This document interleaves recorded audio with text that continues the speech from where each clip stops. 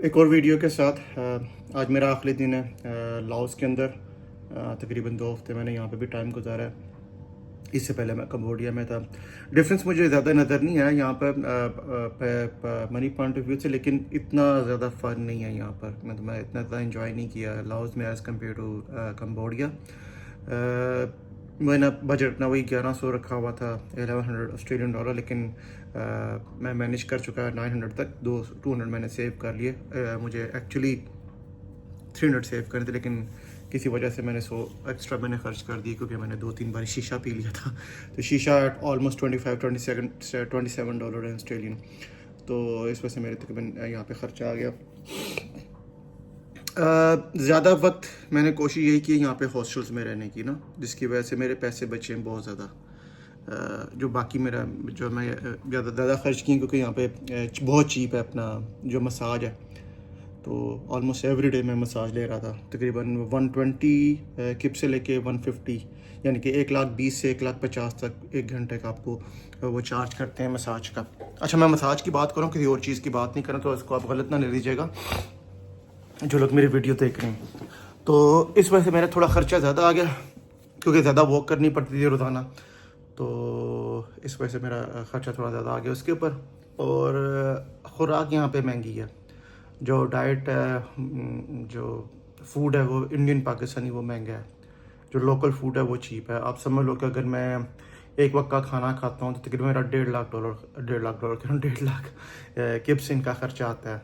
और वो भी बहुत मुझे हार्डली, यानी कि बहुत ज़्यादा उस पर भी मैनेज करना पड़ता है, क्योंकि मीट थोड़ा एक्सपेंसिव है। और बाकी चीज़ें मैं चूँकि रोटी चावल इतना खाता नहीं, कोशिश करता हूँ उसको अवॉइड करूँ, कम से कम खाऊं।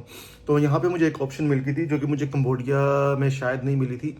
वो थी कि यहाँ एक मिलती है वेजी थाली और एक मिलती है मीट में एक ही चिकन होता है, बाकी 2 वेजी होती हैं। तो यानी कि वेजी में 3 वेजीज होती हैं, एक रोटी होती है और एक थोड़े से चावल होते हैं, जो कि 95,000 के किप्स के पड़ते थे मुझे एक वक्त के। तो एक वक्त का मैं ये ले लिया करता था, साथ इसके अंदर मैं प्रोटीन के लिए मैं चिकन ले लिया करता था। तो तकरीबन वो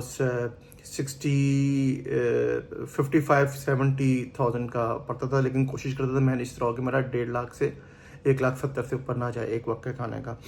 और दूसरे वक्त का, यानी कि सेकंड वक्त का खाना था। पहले वक्त का जो होता था वो मॉर्निंग का ब्रेकफास्ट। तो मैंने जितने भी हॉस्टल्स बुक किए उनमें मैंने कोशिश ये की है कि मैं उसमें ब्रेकफास्ट एक्चुअली उसमें अवेलेबल होना चाहिए। तो मैं ब्रेकफास्ट ले लिया करता था। आधी खुराक वहाँ से कर लिया करता था, बाकी की खुराक मैं अपनी ये इस तरह बाय कर लिया करता था, या रेस्टोरेंट में जाके खाना खा लिया करता था। तो इस तरह मैंने खुराक को मैनेज किया। लेकिन जो भी पाकिस्तान से इंडिया से आना चाहेगा उनको ये चीज़ को अंडरस्टैंड करना पड़ेगा, यहाँ पे खुराक महंगी है। क्योंकि जितना मुझे कंबोडिया में पता लगा वही चीज़ मुझे यहाँ पता लगी कि जितने भी स्पाइस हैं वो इंडिया से आते हैं और वो बहुत महंगे हैं। तो इस वजह से खुराक थोड़ी महंगी है। मैंने जिस तरह किया, ऑलमोस्ट एवरी डे मैं बाहर वॉक करने जाया करता था। तकरीबन 15 से 20,000 foot step, at least 15,000 foot step की वॉक मेरी रोज़ाना की होती थी, क्योंकि मेरे पास इतना कुछ खास करने के लिए तो था नहीं। यहाँ पे वैलेंटाइन में 4-5 दिन जब मैंने वैंकव्यू में रहा था, उधर भी मैंने वॉक ही करता रहा। जो भी चीज़ें देखना चाहता था मैं वॉकिंग डिस्टेंस पे था, क्योंकि सारे टूर्स थे। उसमें यह था कि आपको बीच पे लेके जाएंगे, कायाकिंग कराएंगे, या आपको जिप लाइन करवाएंगे। वो मैं करना नहीं चाहता, क्योंकि मैं ऑलरेडी कर चुका हुआ था। तो इस वजह से मेरा ख्याल है कि मैंने अच्छा मैनेज कर लिया है। और बेहतर भी मैनेज कर सकते, लेकिन इस वजह से भी हुआ कि मुझे कुछ चीज़ें चाहिए थी। जैसे मुझे मसाज मुझे चाहिए था, क्योंकि इस वक्त बहुत चीप है। 10-12 डॉलर में आपको घंटे का मसाज मिल जाए इन कंट्रीज़ में। ये ऑस्ट्रेलिया के मामले में बहुत बहुत चीप है। तो मैंने कुछ चीज़ों को वो रेगुलर लिया है। जो भी लोग हैं उनको मैं ये कहूँगा, खुराक के मामले में इंडिया पाकिस्तानियों को प्रॉब्लम होगी, बांग्लादेश या श्रीलंका वालों को अगर तो वो लोकल खुराक खा सकते हैं तो उनको, लेकिन मेरे लिए बहुत मुश्किल थी खुराक के मामले में। तो इसलिए मैंने क्या किया, मैंने एक प्रोटीन शेक ले लिया, जो कि तकरीबन 2,90,000 किप्स का मुझे मिला था। वो 0 शुगर 0 कार्ब था। तो दिन में मैं तकरीबन उसके 4 स्कूप ले रहा था, 2 सुबह 2 शाम। तो इस तरह से मैं अपनी प्रोटीन को पूरा करने की कोशिश करता, इसके बावजूद मुझे काफ़ी वीकनेस हो रही थी, क्योंकि मेरे पास ऑप्शन और नहीं थी। तो क्या करता था, तकरीबन 130 कैलोरीज होती थी एक स्कूप में। तो 4 स्कूप का ये, और ये तकरीबन 27 ग्राम प्रोटीन होती थी। तो आप समझे 108 ग्राम प्रोटीन मैं यहाँ से ले रहा था, बाकी 70-80 ग्राम प्रोटीन मैं खुराक से ले रहा था। तो इस तरीके से मैंने प्रोटीन को पूरा करने की कोशिश भी की है। तो ओवरऑल वक्त अच्छा गुजरा है। मुझे कुछ पाकिस्तानी इंडियन कम्युनिटी आना था, लेकिन मेरी चूँकि किसी दोस्ती नहीं थी, इसलिए मैं उनके साथ घुला मिला नहीं, बैठा नहीं। ज़्यादा वक्त मैं खुद ही अपने साथ ही वक्त गुजारा, अपने आप को अपने ऊपर ज़्यादा इन्वेस्ट किया टाइम, और बहुत सी चीज़ें जो यहाँ पे आने से पहले, यानी कंबोडिया लाओस में आने से पहले मैं सोच रहा था कि ये कंट्रीज़ अच्छी हैं कि बंदा रिटायरमेंट के बाद मूव कर ले। उसमें मेरा काफ़ी तक मेरा जो है ना पॉइंट ऑफ व्यू चेंज हुआ है कि पैसे बेशक आपके पास कम भी हों, आपका एक लिविंग स्टैंडर्ड होता है, एक स्टाइल होता है, वो आपका ऑस्ट्रेलिया जैसी कंट्री में या किसी भी वेस्ट कंट्री में रहने के बाद इन कंट्रीज़ में आके मेरे जैसे बंदे के लिए चेंज करना बहुत मुश्किल है। तो मैं अभी खैर फिर भी अभी तो खैर दूसरी कंट्री विजिट की, भी मेरे इसके बाद साउथ कोरिया है, फिर पाकिस्तान है, फिर फिलिपीन है। पाकिस्तान तो चलो मेरी होम कंट्री, वहाँ पे तो मैंने जाना ही जाना है। बाकी दो कंट्रीज़ हैं, उनको भी मैं देखता हूँ वहाँ पे जाके हालात क्या हैं। अभी तक जो मुझे नज़र आ रहा है कि साउथ कोरिया बहुत एक्सपेंसिव है।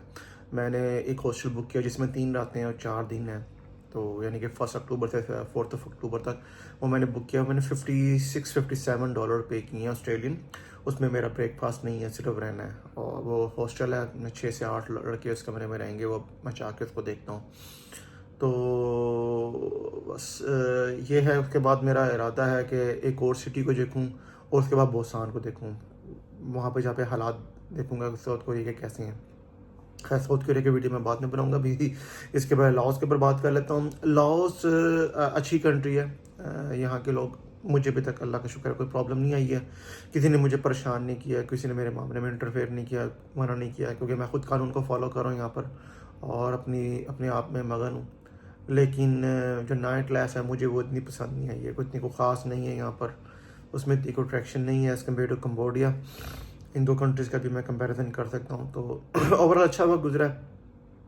और आने वाले लोगों से सिर्फ ये कहूँगा, खुराक का बहुत मसला है यहाँ पर।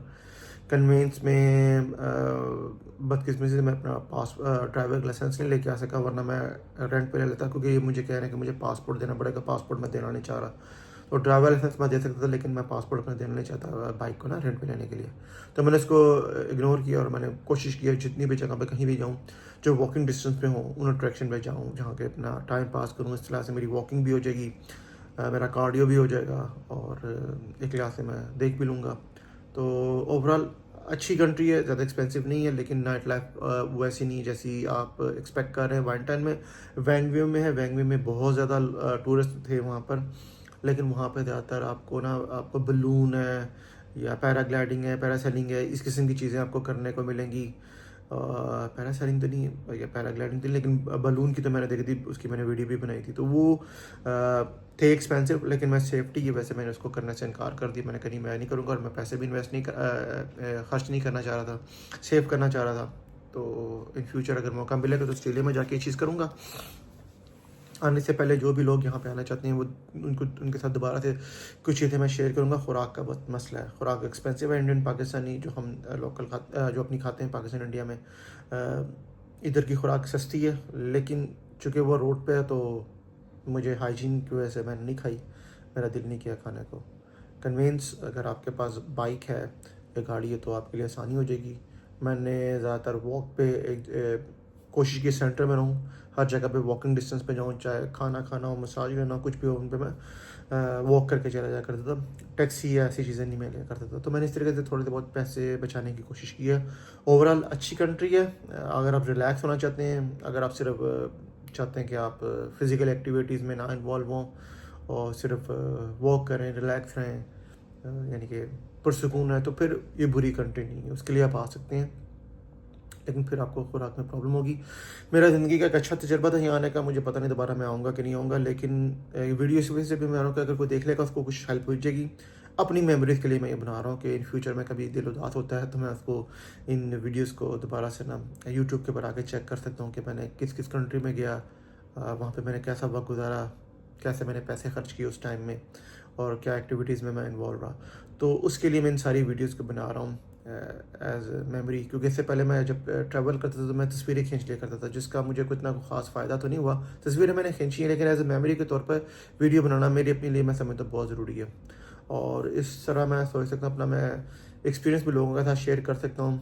अगर मेरे इस एक्सपीरियंस शेयर करते किसी की हेल्प हो जाए तो ये बहुत अच्छी बात है, क्योंकि मैं खुद भी यूट्यूब के ऊपर जाके लोगों को देखता रहता हूँ, वो लोग क्या कहते हैं, कैसा वो गुजारते हैं, किधर किधर जाते हैं। तो मैंने कोशिश तो की है, जो मैंने देखा जो सुना और जहाँ पे मैं गया आप लोगों के साथ शेयर करूँ। अगर आपको कोई मेरी वीडियो पसंद है, इसमें कोई आप ऐड करना चाहें कि मैं कुछ ऐसी ख़ास चीज़ें और ऐड करूँ, तो मुझे प्लीज़ उस सजेशन में आप लाजमी सजेस्ट करिएगा। और टेक केयर, बाय बाय।